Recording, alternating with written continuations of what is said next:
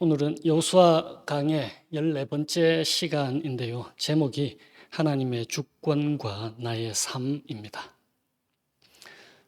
저는 우리 모두가 건강한 그리스도인으로 살아갔으면 참 좋겠습니다. 우리는 종교개혁의 전통 위에 서 있는 개혁교회에 속해 있잖아요. 그래서 우리의 자신의 정체성을 먼저 확립하기를 제가 소망합니다. 그런 의미에서 오늘은 제가 먼저 질문으로 시작을 할게요. Reformed accent, 그러니까 개혁주의 혹은 개혁교회의 액센트가 있습니다. 그러니까 그리스도교, 크리스찬리티 이렇게 큰데 그 안에 개혁교회가 담당을 하고 있잖아요. 각 교단마다 울타리가 쳐져 있는데 울타리는 이렇게 생각을 하셔야 돼요. 이웃집하고 그 경계선. 그런데 그 경계선은 상대가 안 보이는 높은 벽돌벽으로 쌓아놓은 경계선이 아니고 이웃집과 담소를 나눌 수 있는 낮은 울타리. 그렇더라도 우리는 우리 자신의 정체성은 알아야 되잖아요. Reformed accent. 그러니까 우리 각자가 개인이 그리스도인으로 다 똑같은 모습은 아니잖아요. 특징들이 있잖아요. 우리 개혁교회도 특징이 있습니다. 종교개혁 전통 아래에 있는 그것을 Reformed accent라고 해요. 개혁교회, 개혁주의 액센트 강조점이 혹시 무엇인지 아십니까? 이걸 제대로 대답하시는 분이 계신다면 제가 사비를 드려서 오늘 제가 선물을 하도록 할게요. 혹시 아시는 분, 기억나시는 분 계세요? 홈페이지 클릭을 하시면은 우리 개혁교회 홈페이지로 들어가고 거기에 Reformed accent가 있거든요. 첫 번째, 세 가지인데 첫 번째가 하나님의 주권, sovereignty. 그 다음에 언약. 우리가 예배 때마다 재확인하는 언약, covenant. 세 번째가 설교 때마다 늘 강조하는 하나님 나라, God's kingdom. 그 세 가지입니다. 그런데 오늘 본문은 놀랍게도 이 세 가지를 다 말씀하고 있습니다. 그러니까 이 순서대로 제가 본문을 따라가도록 할게요. 다시 하나님의 주권, 언약, 하나님 나라 이렇습니다. 오늘 16장에서 19장을 띄어가면서 읽었는데 사실은 이게 하나의 이야기가 14장부터 시작이 돼요. 그러니까 14장부터 19장까지 6장이 하나의 이야기인데 너무 길어서 지난주에 두 개를 나누었단 말이에요. 왜 이게 하나의 이야기라고 할 수 있냐면 14장, 우리 지난주에 한 14장 1절과 2절 그리고 오늘 읽은 19장의 마지막 절 51절이 같은 내용입니다. 그러니까 어떤 내용이냐면 오늘 19장 51절이 14장 1, 2절에 함께 있는데 이렇게 되어 있잖아요.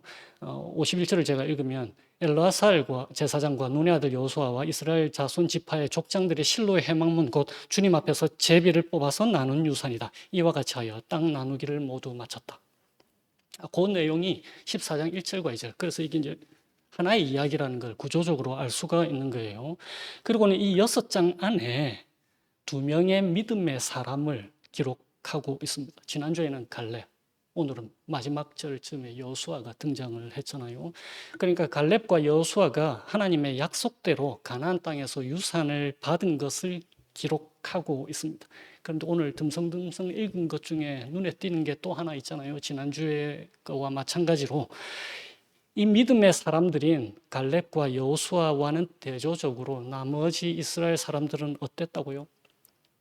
불완전한 순종으로 가나안 사람들과 불안한 동거를 하고 있다. 이 한 이야기 안에서 갈렙과 여호수아의 모습을 배치해 두고 나머지 지파들의 모습이 어땠는지를 우리에게 보여주고 계시는 거예요. 그런데 우리가 지난주부터 나누었듯이 가나안 땅 점령은 누구의 손 안에 있다라고 했습니까? 하나님. 그래서 Reformed accent 첫 번째 하나님의 주권. 그 땅이 가나안 사람들의 땅이 아니라 하나님 것이다. 하나님의 것이므로 하나님의 백성에게 차지하게 한다. 그러니까 하나님의 주권입니다. 그런데 오늘 본문에서는 다른 방식으로 또 하나님의 주권을 강조하는 게 있어요. 무엇입니까? 제비 뽑기. 가나안 땅 분배를 제비 뽑기로 결정을 했잖아요. 그러니까 제비는 하나님의 주권을 상징합니다. 하나님이 결정하신다라는 거예요. 인간들이 공통적으로 갖고 있는 욕심에 따라서 결정되지 않는다. 더 나은 땅을 차지하겠다, 다툼, 우월감 또는 지략에 의해서 결정되지 않는다라는 말입니다. 게다가 받을 자격이 있어서가 아니라 은혜로 주어지는 것이다라는 것을 제비 뽑기로 나타내 보여주고 계시는 거예요. 그런데 이제 중요한 것이 하나님의 주권은, 우리가 하나님의 주권을 얘기할 때 그 주권은 인간의 책임을 절대로 면제시키지 않습니다. 오늘 16장에서 19장의 내용을 제가 다시 간략하게 정리를 해볼게요. 가나안 정복 전쟁 후에 요셉 자손, 그러니까 에브라임과 므낫세 지파와 나머지 7지파에게 요단 서쪽 땅을 분배하는 내용이 오늘 기록이 되어 있는데, 그 비옥한 중앙 산지를 에브라임과 므낫세 지파에게 차지하게 하고, 18장에서 19장에서는 나머지 7지파들 베냐민, 시므온, 스불론, 이사갈, 아셀, 납달리, 단 지파가 제비를 뽑아서 그것을 땅을 나누어 갖는 것을 묘사하고 있습니다.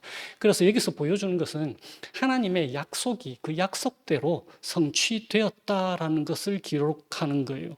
그런데 언약에 신실하신 하나님과는 대조적으로 언약 백성들이 불완전한 순종을 했다. 그러니까 가나안 족속들을 다 쫓아내라 했는데 그렇지 않고 남겨두고는 그들을 노역으로 부리는 거예요. 그것을 대조적으로 보여주고 있는 거예요. 하나님은 신실하신데 그 백성들이 신실치 못한 것을 말입니다. 그래서 여호수아 기록을 이제 보면은 희한하게 헷갈리게 하잖아요. 다 정복했다고 기록을 하는데 가서 차지하라라고 하잖아요. 그 묘사가 공존합니다.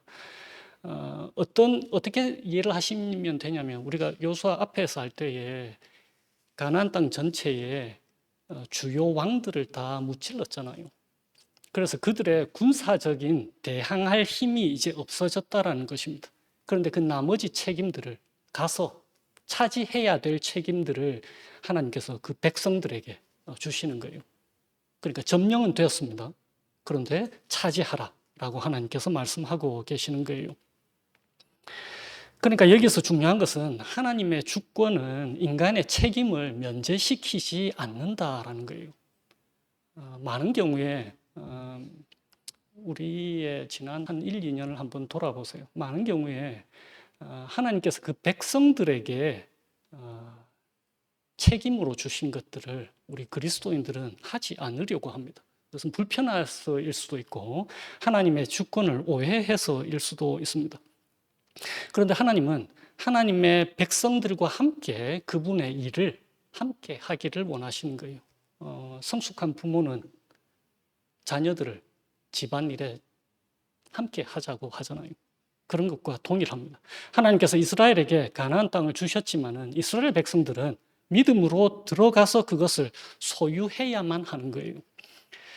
왜 이렇게 말할 수 있냐면, 우리가 13장을 한번 보십시오. 13장에 1절과 6절에 이렇게 되어 있습니다. 1절에 보면 여호수아가 늙고 나이가 많아졌다. 주님께서 그에게 말씀하셨다. 너는 늙었고 나이가 많은데 정복하여야 할 땅은 아직도 많이 남아있다. 그러면서 6절에 이렇게 말씀하세요. 하나님이 내가 이스라엘 자손 앞에서 모두 쫓아낼 터이니, 그러니까 가나안 사람들을 모두 쫓아낼 터이니 너는 오직 내가 너에게 지시한 대로 그 땅을 이스라엘 자손에게 유산으로 나누어 주어라.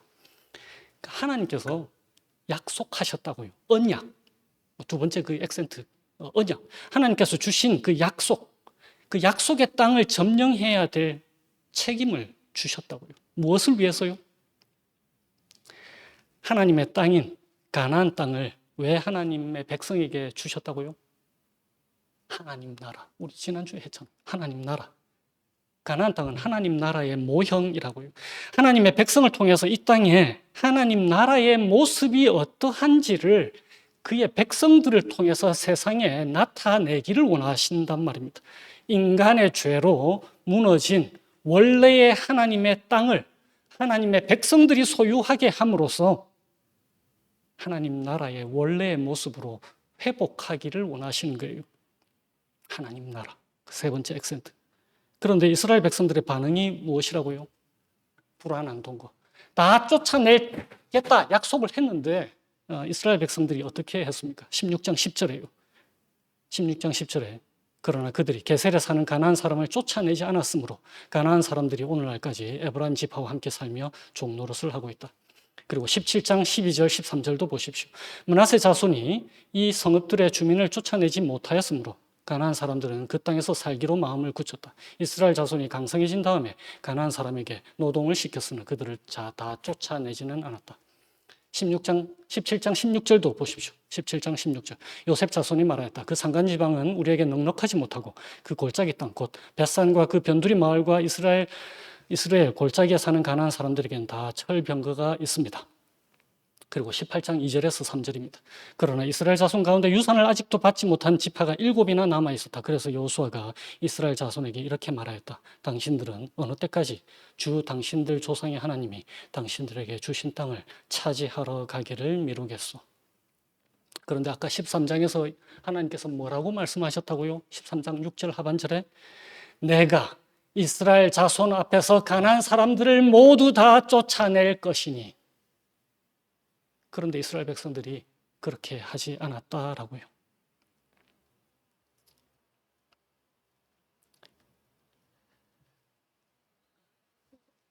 에브라임 지파와 므낫세 지파가 여호수아에게 와서 항변하잖아요. 그들이 철병거를 가졌다. 그때에 여호수아가 뭐라고 말했습니까? 금방 17장에 가나안 사람들이 철병거를 가져서 강하다 하더라도 당신들은 그들을 쫓아낼 수 있어. 왜요?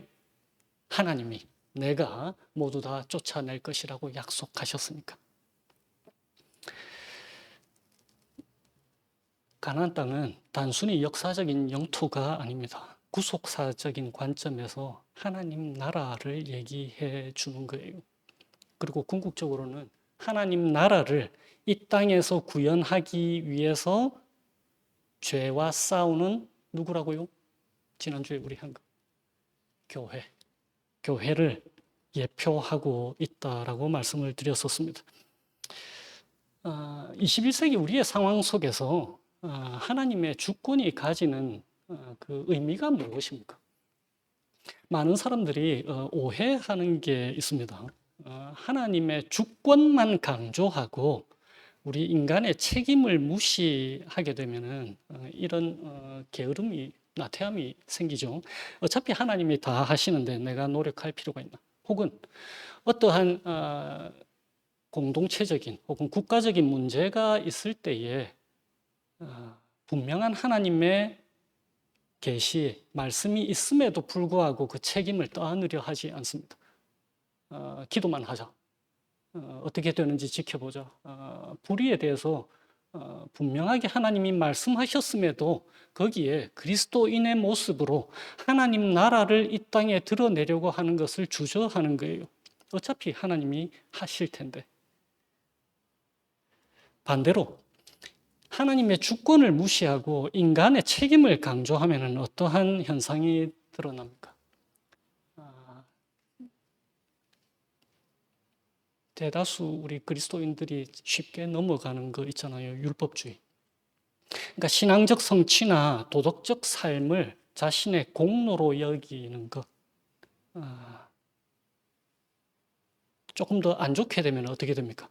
내가 충분히 그리스도인답게 살지 못해서 내 삶이 지금 이렇게 엉망이거나 아니면 힘들게 살고 있다. 자책하는 것 말입니다. 좀 더 열심히 산 사람들은 이렇게 하나님께 원망하기도 하잖아요. 내가 이만큼 했으니까 하나님도 이만큼 보상해 주셔야 된다. 그런 생각으로 빠지게 되는 겁니다. 종교개혁의 전통에 있는 개혁주의 신앙, 우리가 고백하는 신앙 고백서, 그 다음에 현대판 신앙 고백서, 하나님, 이 세상은 하나님의 것이다. Our world belongs to God. 그런 신앙 고백서에 보면은 구원의 시작과 끝은 전적으로 하나님의 은혜, 그래서 오직 하나님의 주권 안에 있다. 그런데 하나님이 우리를 인격적 파트너로, 언약의 상대자로, 동반자로 여기시기 때문에 이 땅에서 하나님 나라를 펼치는 것을 그분의 주권으로 하시지만 우리와 함께 하기를 원하신다라는 것이 분명합니다. 그런데 우리 역시 이스라엘 백성들처럼 삶의 현장에서 여러 가지 핑계를 대잖아요. 세상 사람들에게는 철병거가 있습니다. 그들의 수가 많습니다. 그들의 가치관이 성경적 진리보다 훨씬 힘세 보입니다. 하나님의 능력보다 돈의 능력이 훨씬 더 큰 것 같습니다. 그렇게 하면서 살아갈 때가 많잖아요. 그때 하나님께서 말씀하십니다. 그 왕들 벌써 다 죽어 없어졌다. 힘을 잃었다. 뱀의 머리가 벌써 깨져 버렸다. 주권이 내게 있다. 이 세상이 내 것이다 라고 말씀하시는 거예요. 하나님의 주권. 그리고 내가 약속한다. 하나님의 언약. 내가 반드시 너와 함께 하겠다. 이 세상은 내 것이다. 너를 통해서 이 땅에 하나님 나라가 회복되게 하겠다. 하나님 나라. 이 대표적인 예가 14장부터 19장 사이에 갈렙과 여호수아의 이야기를 통해서 우리에게 들려주시는 거예요. 그래서 그렇게 두 믿음의 사람들을 우리에게 보여주심으로써 하나님의 백성들에게 용기와 위로를 주시는 것입니다. 하나님께서 약속대로, 언약하신 대로 그분의 주권을 사용해서 그의 백성들을 통해서 이 땅을 하나님 나라로 회복시키신다라는 그 좋은 예를 보여주심으로써 말입니다. 그런데 어떤 분들은 이렇게 말씀하실지도 모르겠습니다. 그래도 갈렙이나 여호수아는 나와는 다른 뭔가가 있지 않을까요? 믿음이 출중하잖아요. 그런데 저는 하나님 보시기에 제대로 살지도 못하고 이렇게 말끝을 흐리고 싶으시잖아요. 그런데 오늘 본문에 우리에게 소망을 주시는 복음이 담겨 있습니다. 우리가 하나님의 주권을 인정하게 되고 언약에 신실하신 하나님 때문에 믿음으로 세상을 살아가 볼 수 있도록 위로와 힘을 주시는 복음이 오늘 본문 17장에 담겨 있는 거예요. 하나님의 주권은 언약의 신실한 주권입니다. 그리고 은혜로 충만합니다. 그 예가 바로 17장입니다. 슬로브앗의 딸들이 그것을 증명해 주는 거예요. 이 슬로브앗의 딸들은 민수기 27장에 기록이 먼저 되어 있습니다. 민수기 27장에 슬로브앗의 이야기가 나오는데 이 딸들이 이렇게 얘기를 해요. 모세한테 저희 아버지가 자신의 죄로 죽었습니다. 자신의 죄로. 광야 생활 중에서 하나님을 믿지 않고 불순종한 다른 모든 이스라엘 사람들처럼 광야에서 그 40년 동안 죽은 거예요.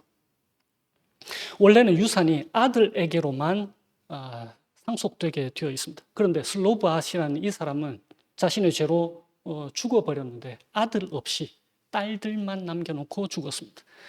그런데 하나님께서 그의 가문의 대가 끊어져서 가나안 땅에 유산을 받지 못하는 것을 염려하시고 슬로브앗의 딸들을 생각하셔서 아들이 없어도 이 죄인 슬로브앗 가문에 대가 끊어지지 않도록 유산을 남겨주어라. 그렇게 말씀하시는 거예요. 그리고 오늘 본문에서 그 하나님의 약속이 성취되는 것을 보여주십니다. 무엇을 말씀하고 계십니까? 슬로브앗과 같은 죄인들에게도 하나님은 신실하게 약속을 지키신단 말입니다. 그렇다면 예수 그리스도 안에서 죄 용서를 받은 우리들에게는 하나님께서 얼마나 더 신실하게 약속을 지키시겠나 말입니다. 우리가 로마서 나눌 때 8장 1절 결코 정죄함이 없는 그리스도 예수 안에 있는 우리들에게는 하나님께서 얼마나 더 언약에 신실하시겠는가 말입니다. 생각하라, 생각하라, 생각하라. 그렇게 말씀하고 계시는 거예요. 우리가 예배 때마다 재확인하고 갱신하는 것 무엇입니까? 하나님께서 예수 그리스도 안에서 우리와 세우신 영원한 새 언약, 변치 않는 새 언약, 우리의 어떠함에도 상관없이 우리의 최악을 보시고서도 우리와 맺은 그 신실하신 새 언약, 그 안에 우리가 있다고요. 언약에 신실하신 하나님의 주권 안에 있다는 이 사실은 우리로 하여금 담대하게 해줍니다. 실패와 역경에도 소망을 갖게 해줍니다. 때때로 우리가 죄에 넘어져도 우리에게 희망과 소망과 격려와 위로를 주시는 거예요. 걱정거리에도 평안을 가져다 줍니다. 우리를 통해서 하나님 나라를 이 땅에 나타내신다는 사실은 우리로 하여금 하나님의 일하심을 보게 하고 또 하나님의 일하심으로 부르시는 그 하나님의 음성에 실제적으로 응답할 수 있도록 도와주시는 것입니다. 물론 쉽다는 게 아니에요. 삶이 본문에서처럼 우리와 대적하고 있는 세상의 가치관들은 어떠한 모습입니까? 우리가 갖고 있지 않는 철병거잖아요. 그런 현실의 철병거 앞에서도 우리가 좌절하지 않을 수 있는 소망을 우리에게 주시는 것입니다. 우리가 갖고 있는 것 대신에 하나님의 권능을 의지하도록 하시기 때문에 그렇습니다.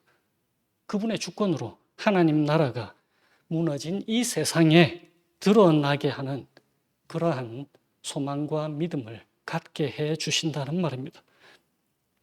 비록 산간지방이라 하더라도 삼림지방이라 하더라도 너가 개간하여라 라고 하는 그 말씀은 성도가 이 세상에 불합리해 보이는 그 모든 상황 속에서도 하나님의 약속을 믿고 우리에게 주신 능력과 지혜를 다해서 하나님과 함께 책임을 다하도록 우리를 격려시키시는 말씀입니다. 어떻게 해요? 모든 것에 하나님의 말씀과 성령을 따라 살아가는 것으로요 말입니다. 제비뽑기 한 후에 이스라엘 지파들이 불평했을 거예요. 제가 지도를 준비할까 하다가 하지 않았는데 에브라임과 므낫세 이 지파들이 여호수아한테 와서 불평하잖아요. 우리는 두 지파인데 한 목만 주네. 아빠가 요셉 한 분이라고. 사실 이 사람들의 불평이 얼마나 어처구니 없는지는 지도를 보면 알아요. 므낫세 지파는 동쪽과 서쪽 다 차지했잖아요. 그 12지파 중에 가장 넓은 땅을 차지한 게 므낫세 지파입니다.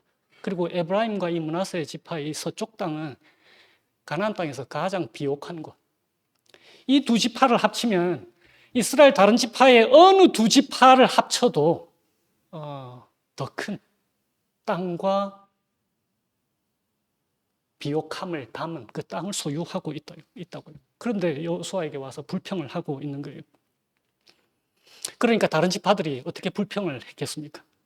아니 에브라임과 므낫세는 원래는 한 지파인데 땅도 제일 넓고 제일 비옥한 땅을 받았네. 그리고 에브라임과 므낫세는 산간 지방에 가나안 사람들이 아직 있는데 철병거가 있네요. 그러면서 불평하고 있는 거예요. 하나님의 주권 안에 있다는 사실에서 눈을 돌려서 불평거리에 시선을 고정하고 있는 것입니다. 그런데 우리도 동일하잖아요. 하나님의 주권 좋다 이거예요. 그런데 저 사람은 보니까 저보다 재능이 더 많네요. 부모도 금수저네요. 공부도 잘하네. 얼굴도 잘생겼네. 그런데 저는 머리도 좀 안 좋죠. 가진 것도 없어요. 그럴 때 하나님께서 말씀하신다고요. 괜찮다. 내가 준 만큼 나랑 함께 하자. 나의 주권, 나의 언약, 내가 너와 함께 무너진 이 땅을 하나님 나라로 회복할 거다라고 말씀하시는 거예요. 하나님께서는 오늘 본문에 이스라엘 여러 지파들에게 각기 다른 종류 그리고 양을 땅으로 주신 것처럼 우리 각자에게 다른 재능과 소유를 주셨습니다. 그리고 하나님 자녀들에게 이스라엘 지파들에게 공통적으로 책임을 주신 것처럼 우리에게도 동일합니다. 각기 다른 영토라도 공통점은 뭐였냐면은 동일하게 가서 점령하라, 차지하라 였습니다. 다시 말하면 우리 각자에게 각기 다른 재능, 소유, 능력 이런 거 주셨는데 꼭 필요한 만큼 주셨다고요. 무엇을 위해서? 하나님 나라를 위해서. 하나님의 주권 안에, 언약 안에 말입니다. 그것들 사용해서 하나님의 일하심에 믿음으로 참여하라고 우리에게 말씀하고 계시는 거예요. 어떻게 해요? 삶의 모든 분야에서 오직 하나님의 말씀과 성령을 따라 살아가는 것을 통해서 말입니다. 그러면 또 여러분들은 생각이 깊으신 분들이니까 자기보다 능력이 없는 사람, 아무것도 할 수 없는 사람들을 염려하시겠죠. 그와 함께 하시는 하나님의 영이 하나님 앞에서 부르짖고 계시는 거예요.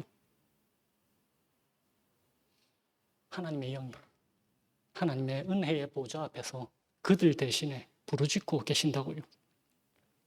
우리가 미션, 선교에 대해서 얘기하면서 함께 나눴잖아요. 선교는 누구의 선교라고요? 우리의 선교가 아니고 하나님의 선교. 하나님의 선교에 우리를 초청하시는 거라고요. 그래서 우리에게 요구되는 게 무엇이었다고요? 삶의 각 현장에서 하나님이 무슨 일을 하고 계시는지 유심히 살펴보고 분별해서 그 하나님의 일하심에 참여하는 것. 우리 각자에게 그렇게 그분의 주권으로 능력과 책임을 주시는 것입니다. 예수 그리스도로 옷 입고 성령으로 능력 주시겠다 약속하셨습니다. 지키시고 보호하시겠다. 이스라엘 백성들에게 가나안 땅 정복을 약속하신 것처럼 하나님께서 우리를 통해서 우리의 삶의 각 현장에서 하나님 나라를 드러내 보이시기를 원하시는 거예요. 여호수아서는 이제 몇 번만 하면 이제 끝나는데, 여호수아가 한 평생 이집트 노예 생활을 했잖아요. 그리고 40년 광야 생활을 했고 가나안 정복 전쟁도 다 치렀습니다. 아마 그는 늘 이런 기도를 했을 거예요. 주님, 가나안 동쪽을 모세의 지휘 아래에 약속대로 우리에게 주신 것처럼 가나안 서쪽도 저희들에게 주실 거지요. 그런데 그곳 주민들이 막강합니다. 하나님께서 저희들과 함께 가주실 거지요. 이제 모든 것을 마치고 여호수아의 고백이 어땠을 것 같습니까? 하나님께서 약속하신 대로 다 이루셨네. 하나님은 신실하시다는 탄성을 갖게 되었을 것입니다. 하나님은 본문을 통해서 우리에게도 동일한 탄성이 터져 나오게 하시기를 원하시는 거예요. 이제 졸업하신 분들 4년 돌아보세요. 그 많은 염려, 걱정, 시험을 앞두고의 긴장들 지나고 나니까 별것 아니잖아요. 하나님이 다 함께 하셨다는 고백이 있는 것과 마찬가지입니다. 우리가 성경 봉독 전에 함께 찬양한 노래, 모든 권세, 능력, above all, 모든 권세와 능력보다 뛰어나신 하나님 예수 그리스도를 찬양했잖아요. 이 노래의 마지막 절, 그 영어 가사가 이렇습니다. Like a rose trampled on the ground, you took the fall and thought of me above all. 영어 가사 번역하면 이래요. 그 모든 권세와 능력보다 뛰어나신 주 예수 그리스도께서 그분의 모든 주권으로 모든 것들보다 우리를 더 생각하셨다. 그래서 죽으셨다고요. 하나님의 주권을 무엇에다가 모두 쏟았다고요? 우리한테. 우리를 죽음에서 살리시기 위해서 참 생명, 살아있는 생명 주시기 위해서 하나님께서 독생자 예수 그리스도를 십자가에 내어주셨다고요. 그리고 바로 거기에서 우리와 언약을 맺으셨습니다. 어떤 언약이라고요? 그리스도 예수 안에서 우리와 세우신 영원한 새 언약, 변치 않는 언약. 하나님은 우리의 하나님이 되시고 우리는 영원히 하나님의 백성이 되는 언약. 누구 때문에 변치 않는다고요? 우리의 인간의 위치에서 우리 대신에 하나님과의 언약에 신실하신 우리 주 예수 그리스도 때문에. 그 새 언약 안에 있는 우리와 함께 하나님께서는 이 땅에서 하나님 나라를 회복시키기 원하시는 거예요. 그래서 하나님의 영, 그리스도의 영, 곧 성령께서 우리와 함께 하시고 이끄신다는 말입니다. 이 언약에 신실하신 주님과 함께 하나님의 주권을 믿는 믿음으로 하나님 나라를 이 땅에서 살아가게 되시기를 주님의 이름으로 축원드립니다. 제가 기도하겠습니다. 오늘은 시편 33편으로 제가 기도할게요. 하나님, 저희들에게 복음을 주셔서 감사해요. 하나님의 주권, 하나님의 언약, 하나님 나라를 향한 주님의 그 크신 사랑과 은혜를 깨닫게 하셔서 주님과 함께 이 땅을 저희들이 살아가도록 인도해 주세요. 군대가 많다고 해서 왕이 나라를 구하는 것이 아니고 힘이 세다고 해서 용사가 제 목숨을 건지는 것이 아님을 저희들이 믿음으로 고백합니다. 나라를 구하는데 군마가 필요한 것이 아니고 목숨을 건지는 데에 많은 군대가 필요한 것이 아니다라는 것을 저희들이 믿음으로 고백해요. 주님, 주님의 눈은 주님을 경외하는 사람들을 살펴보시고 한결같은 사랑을 사모하는 사람들을 살펴보시고 그들의 목숨을 죽을 자리에서 건져내시고 굶주릴 때에 살려주신다는 믿음의 고백이 저희들에게 있게 해주세요. 그래서 저희들의 삶 전체를 통해서 주님 한 분만으로 충분하다는 고백이 있게 해주시고 주님이 저희들의 구원자시요 저희들의 방패이시고 그래서 저희들이 모든 소망과 믿음을 주님 한 분께만 둔다라는 그 인생의 고백이 저희들 각 사람에게 있게 하여 주시기를 예수님의 이름으로 기도합니다.